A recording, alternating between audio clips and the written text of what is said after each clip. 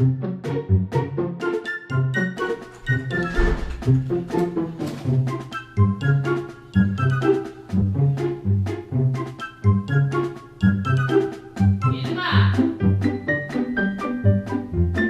Isma, yo paquete. ¿Paquete? Sí.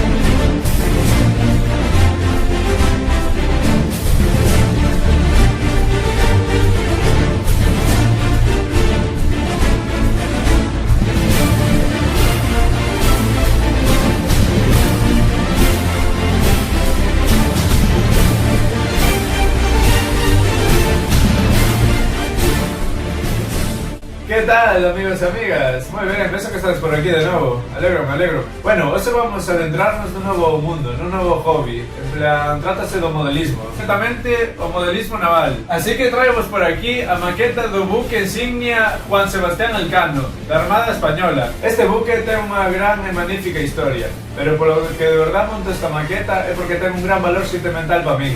De feito, creo que é unha gran historia que vos la vou contar. Jesús Ramírez. Dentro foto. Está, teño mirado isto de YouTube, Bueno, este chavalote que mirades aquí é meu abuelo.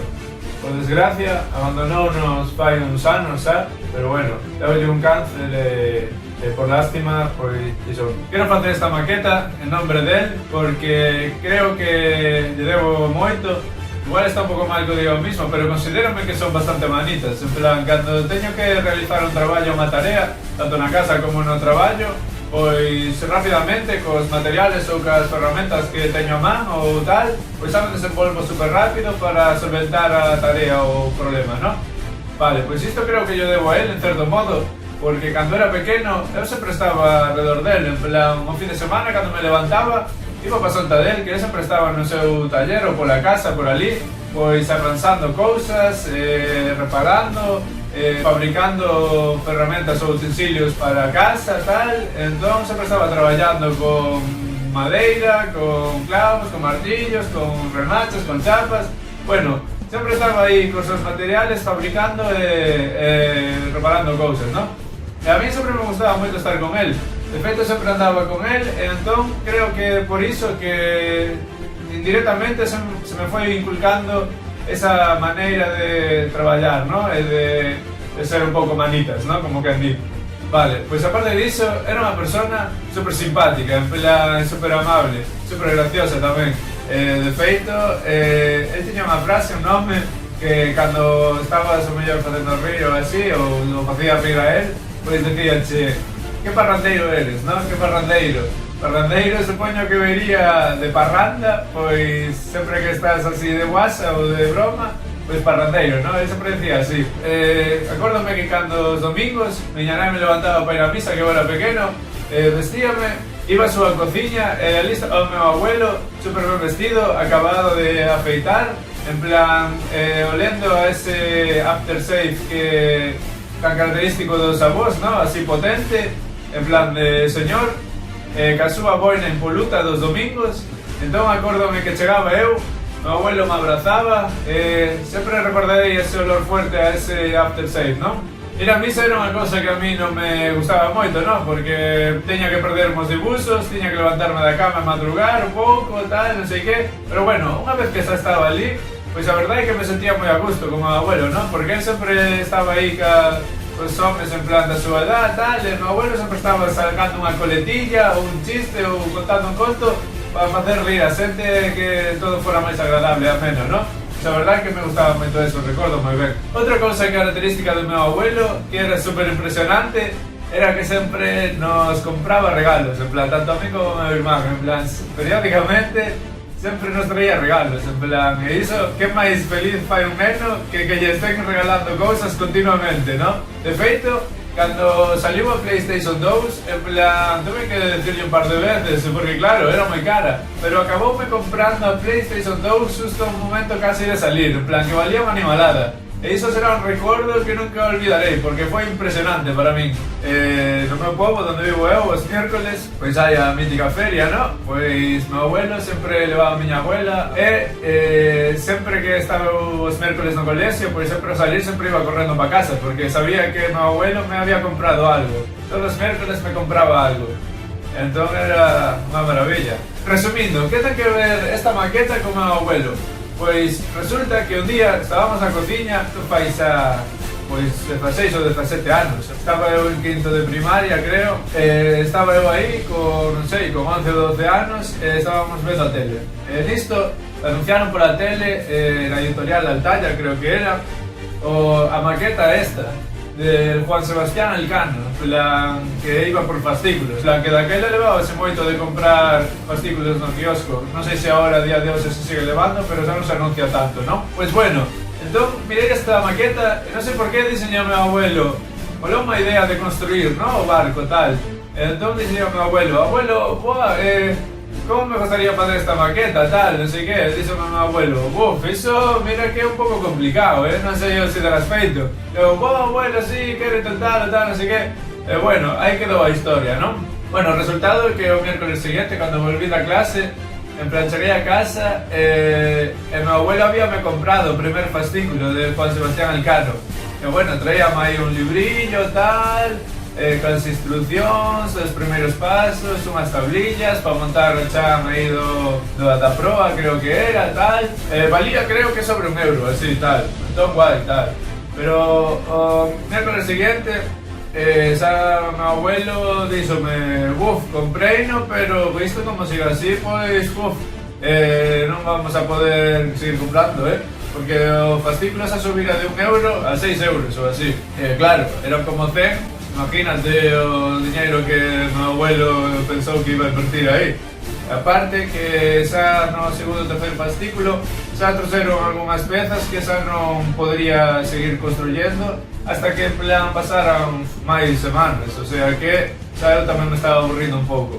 Hasta dentro de 16 anos, que foi cando, recordando a meu abuelo, se me viu a cabeza a maqueta esta de Juan Sebastián Elcano, que había empezado a construir con 11 anos. Entón, dixen eu, bueno, ahora que temos internet de alta velocidade e todo, bueno, puse a buscar un pouco por internet, entón topei a maqueta, poucas había xa, atopei 3 maquetas que estaban por os €350, así en eBay e tal e cual. Perdemos un pouco cara, entón, pasei un pouco do tema. Pero fai 2 semanas, en plan, volvouseme a recordar este barco, e dixen eu, ostras, pois vou buscar a maqueta. Puse a buscar en eBay, solo quedaba unha, pero era de Estados Unidos, creo, non sei de onde. Valía €350, máis €100 e pico de gastos de envío, unha burrada. Bueno, entón dixeme ao prima que xa non quedan. Acordeime, non será que a alguén en plan ya regalaran ou así, ou mellor a teña a vender como de segunda mão ou así. Puse a buscar por Wallapop. De feito, encontrei un par delas. Unha valía €60 e tiña o casco medio feito xa, e faltabanlle as instruccións. E dixen eu, que se me poña a facela, prefiro en plan facela desde cero, que sea propia miña, de unha creación feita desde cero miña. E entón, puse a buscar outra, valía 200 euros, unha que atopei. Solo tiña as cuadernas separadas do que é o molde tal, o sea, nada sin montar. Dixenlle, va, pues cómprocha. Pero de aí uns días, o señor non me falaba, preguntei, oye, pero mira, vas a acabar vendendo a maqueta? Díxome, é que falei co meu irmán, díxome que esta maqueta que xa non queda, está descatalogada, xa, e sería un artículo moi valioso a vender, en plan, porque xa é material de coleccionista, basicamente. Díxenlle, non me fastidies, tal, bueno, nada. Entón me puse un pouco asustado porque dixen, non quedan maquetas destas para facer. E entón puseme a buscar, xusto atopei outro anuncio de unha chica que vendía esta maqueta por 300 euros. Xa ya comprei de unha porque non me asogaba máis. De feito, aquí teño a maqueta, chaval, que empecé a construir con meu abuelo fai 16 anos e agora quero construíla en nombre dele. E a maqueta montada en Wallapop, por exemplo, os anuncios que vi, pois hai algunhas xa por 1000 euros, precios máis superiores incluso ainda. O sea que a maqueta xa está super revalorizada, o sea que mola moito. E o máis importante de todo, chavales, o máis importante de todo es que vas a flipar con esa sorpresa. En plan, en esta caixa de aquí, en esta caixa que estuve buscando no Fallado outro día, encontrei, chaval, con unha suerte increíble. En plan, atopei as pezas dos fascículos que meu abuelo me comprou. De feito, aquí dentro, como podedes observar, chavales, é increíble. Teño os fascículos que meu abuelo me comprou no seu día, os cuadernos informativos, as instruccións, aquí están, as instruccións xa deterioradas un pouco, pero bueno, aquí están. En plan, aquí temos as pezas que meu abuelo me comprou fai 16 anos, chaval. En plan, teños aquí conservadas desde entón. Temos unhas cuadernas, aquí unha parte do esqueleto do casco da proa un pouco montado tamén. Temos aquí esta peza, que sería esta parte da proa aquí. Esta peza xa está un pouco montada, que tuve que no seu día, a axuda do meu abuelo, estas láminas, ir pegándolas aquí, unha por unha, para formar o que é o piso, a apariencia que ten. É super increíble, o sea, estas pezas teñen como 16 anos e comprou máis meu abuelo no seu día para que eu construir esta maqueta. E despois de 16 anos, pois comprei a maqueta e o que me propoño é montar a maqueta de Juan Sebastián Elcano, sustituindo as pezas que veñen nesta caixa por as pezas propias que me comprou meu abuelo no seu día. E así, meu abuelo sempre estará presente neste barco, nesta maqueta. Pareceme algo super increíble, é así. E o que vou facer tamén é firmar co nome do meu abuelo todas estas pezas.